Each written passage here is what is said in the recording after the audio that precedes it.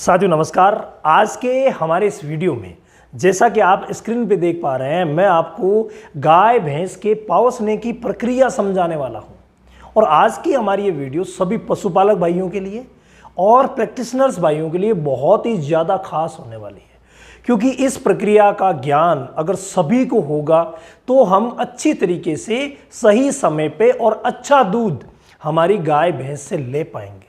यानी अगर मैं इनडायरेक्ट वे में कहूं तो डेयरी व्यवसाय के लिए इस प्रक्रिया को समझना अत्यंत आवश्यक है। और अभी भी कई पशुपालक ऐसे हैं, कई प्रैक्टिशनर्स ऐसे हैं जिन्हें इस प्रक्रिया के बारे में पूरा ज्ञान नहीं है। उसकी वजह से कई बार दिक्कतें हो जाती है, कई बार हमें सही तरीके से काम करना चाहिए वो हम नहीं कर पाते हैं और प्रॉपर दूध हमें नहीं मिलता है। तो आज के इस वीडियो में मिलेगी आपको संपूर्ण जानकारी। वीडियो शुरू करने से पहले मैं आप सभी का धन्यवाद देना चाह रहा हूं कि आप हमारे इस चैनल को इतना लाइक, कमेंट, शेयर और सब्सक्राइब कर रहे हैं कि आज आप सभी के प्यार की बदौलत हमारा चैनल इतनी अच्छी ऊंचाइयों पे है।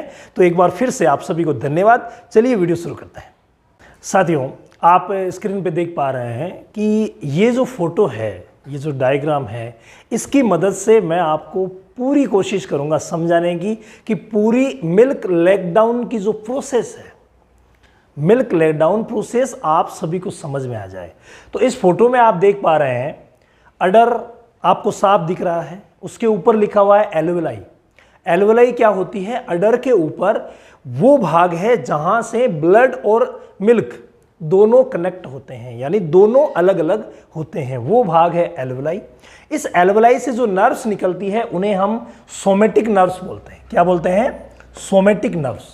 और सोमेटिक नर्व्स जो है वो नर्व इंपल्सन, यानी एक नसों की जो प्रक्रिया है उसके माध्यम से नोटोकॉर्ड के द्वारा पिट्यूटरी ग्लैंड, पीयूष ग्रंथि के बारे में भी हमें समझना बहुत ज़्यादा ज़रूरी है, क्योंकि जो ऑक्सीटोसिन निकलने वाला है हार्मोन, वो पीयूष ग्रंथि से ही निकलने वाला है। और ये पीयूष ग्रंथि मस्तिष्क में होती है, हाइपोथैलेमस के नीचे होती है। इसके दो भाग होते हैं, एक होता है एंटेरियर पिट्यूटरी ग्लैंड यानी आगे वाली अग्र पीयूष ग्रंथि, और एक होता है पोस्टेरियर पिट्यूटरी ग्लैंड यानी पीछे वाली पश्च पीयूष ग्रंथि। और जो ऑक्सीटोसिन हार्मोन निकलता है वो निकलता है पश्च पीयूष ग्रंथि से, यानी पोस्टेरियर पिट्यूटरी ग्लैंड से। अब ये जो हार्मोन निकलता है फिर ब्लड के माध्यम से यहाँ आता है और फिर पाउसने की प्रक्रिया होती है। अगर इसे हम समझें तो समझने के लिए हमारे पास 3 बिंदु है।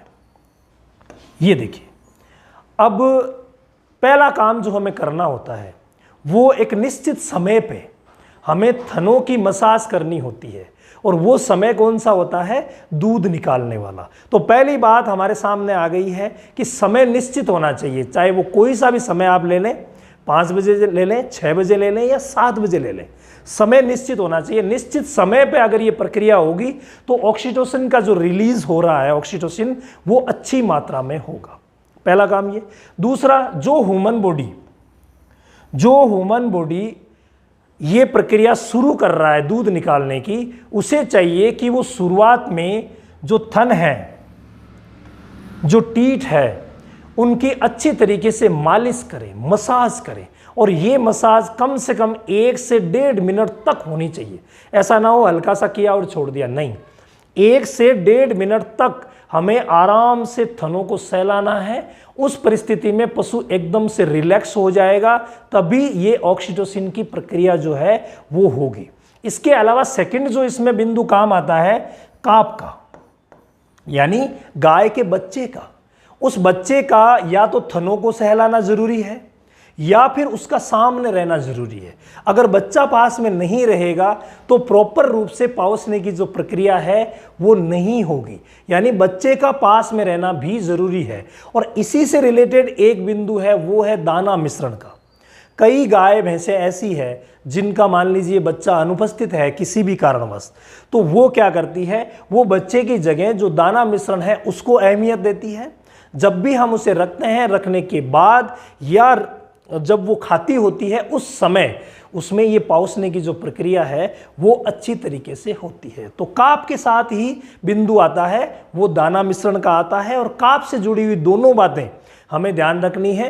काप अगर मुंह लगाता है अडर को, टीट को, तो पाउसने की प्रक्रिया अच्छी होगी, या फिर काफ जो है वो सामने रहेगा, कई कई गायें सामने रहने से ही दे देती है, तो कई कई गाय भैंस जो है वो मुंह लगाने से देती है। तो काफ मुंह लगाएं या हम सहलाएं, ये दोनों बातें कम से कम 1 से 1.5 मिनट तक होना जरूरी है, ये आप ध्यान रख लें। 1 से 1.5 मिनट तक जब ये प्रक्रिया होगी, उस दौरान पशु स्ट्रेस फ्री रहना चाहिए, यानी किसी भी प्रकार का तनाव, वो तनाव बारिश का हो सकता है, शोर शराबे का हो सकता है, वो तनाव किसी दवा का हो सकता है, मक्खी मच्छर का हो सकता है, वो तनाव पशुपालक के चेंज होने का, यानी उसके मालिक जो है उसके बदलाव का भी हो सकता है, या मालिक के व्यवहार का भी हो सकता है। यानी ये सभी बातें हमें ध्यान में रखते हुए पशु को स्ट्रेस फ्री रखना है। तो ये तीनों बातें अगर फेवरेबल रही तो उस कंडीशन में यहां पर जो मसाज की प्रक्रिया होगी उससे इसके ऊपर उपस्थित सोमेटिक नर्व्स जो है वो एक्टिव होगी, और ये सोमेटिक नर्व्स जब एक्टिव होगी तो ये क्या करेगी, नर्व्स एम्पुल्सन प्रक्रिया के द्वारा स्पाइनल कॉर्ड, यानी यहां से ये गई और स्पाइनल कॉर्ड, नोटोकॉर्ड आप पता ही है, स्पाइनल कॉर्ड रीढ़ की हड्डी, तो स्पाइनल कॉर्ड के थ्रू ये मस्तिष्क में संदेश पहुंचाएगी, और ये संदेश पहुंचाने की प्रक्रिया विद इन सेकेंड होती है, क्योंकि नसें जब काम करती है तो नसें विद इन सेकेंड काम करती है। तो ये प्रक्रिया विद इन सेकेंड हो जाएगी। यहां पर पोस्टेरियर पिट्यूटरी ग्लैंड में स्टिमुलेशन जाएगा कि पाउसने के लिए पशु रेडी है, आप यहां से ऑक्सीटोसिन हार्मोन रिलीज करें। यानी एक जैसा एक ऑफिस काम करता है मैनुअली, उसी तरीके से ये काम होता है, बस मैनुअली काम जो होते हैं वो धीरे धीरे होते हैं, जबकि ये काम विद इन सेकेंड, यानी सेकेंड के ही 5वें हिस्से में ये काम हो जाता है। जब यहाँ से हम अच्छी तरीके से 1-1.5 मिनट तक हम स्टिमुलेट करते हैं, हम मसाज करते हैं, तब ये प्रक्रिया होती है और मस्तिष्क में संदेश जाता है।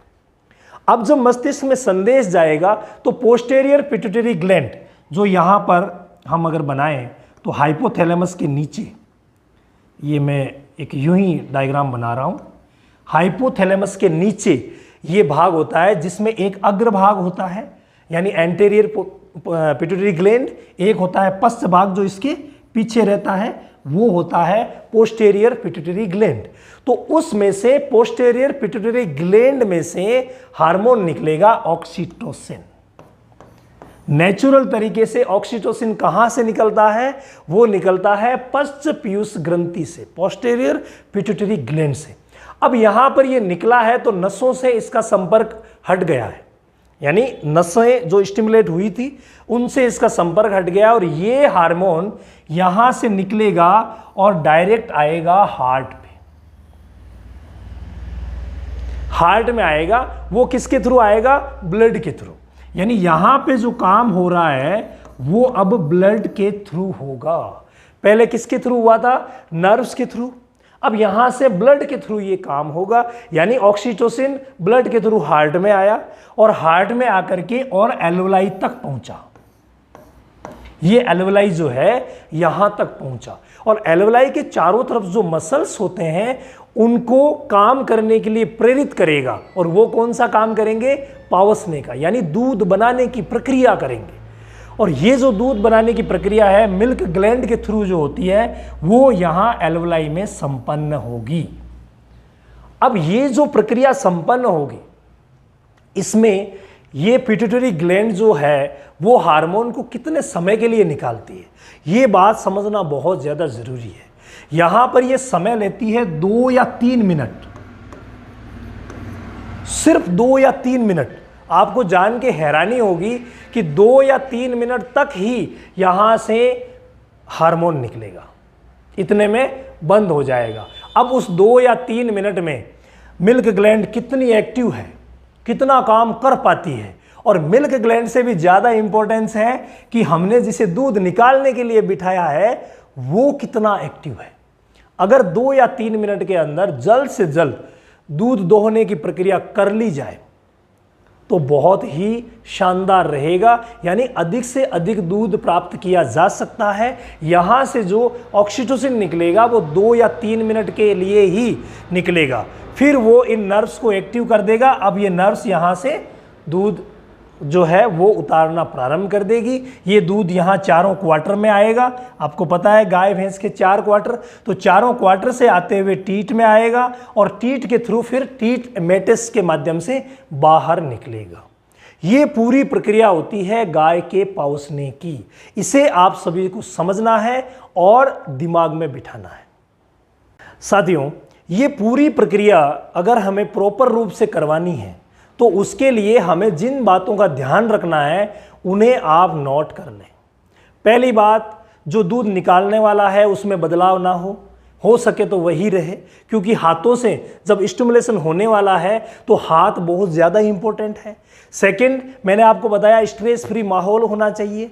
थर्ड, काप अगर मौजूद हो तो काप का स्टिमुलेशन होना चाहिए, या उसकी काप की साइट होनी चाहिए, काप दिखना चाहिए उसे, या फिर दाना मिश्रण जो उसका फेवरेट है वो उसके सामने होना चाहिए, ये भी ज़रूरी है। इसके अलावा जो दूध दूहने वाला व्यक्ति है वो एक्टिव होना चाहिए, फटाफट दूध निकाले।